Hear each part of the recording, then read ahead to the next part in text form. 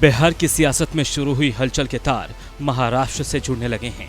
खबर तो ये भी सामने आ रही है कि जो हाल उद्धव ठाकरे का हुआ उससे नीतीश कुमार काफी हद तक घबरा गए थे।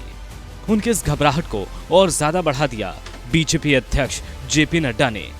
दरअसल अपने बिहार दौरे के दौरान जेपी नड्डा ने कहा था कि क्षेत्रीय पार्टियों का अस्तित्व नहीं बचेगा।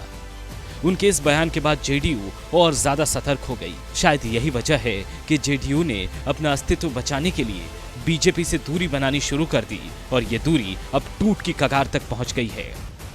चलिए आपको उन आशंकाओं के बारे में बताते हैं जो जेडीयू और नीतीश कुमार को डरा रही है। इस आशंका की पुष्टि पार्टी के प्रदेश अध्यक्ष उमेश कुशवाहा के उस बयान से भी होती है जिसमें उन्होंने कहा था, नड्डा कह रहे हैं कि क्षेत्रीय पार्टियां नहीं बचेंगी, लेकिन उन्हें इस बात का ख्याल रखना चाहिए कि हमारी जैसी क्षेत्रीय पार्टियां उनके सहयोगी की भूमिका में है।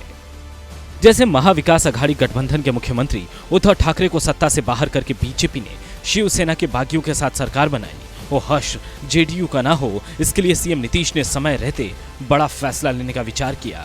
वहीं नीतीश कुमार को बिहार में चल रहे इस खेल के पीछे अमित शाह के हाथ होने की आशंका है। जो जानकारी सामने आई है उसके मुताबिक नीतीश कुमार का मानना है कि शाह ने उनकी सरकार में अपने करीबी मंत्रियों को प्लांट किया हुआ है। आरसीपी सिंह को लेकर भी नीतीश के मन में संदेह गहरा होता गया।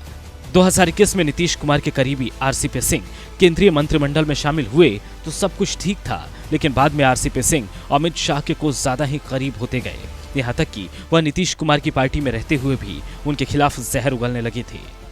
करीब 2 महीने पहले नीतीश कुमार ने राज्यसभा में उनका कार्यकाल बढ़ाने से इनकार कर दिया था। इसके साथ ही केंद्रीय मंत्री के रूप में आरसीपी सिंह का कार्यकाल खत्म हो गया।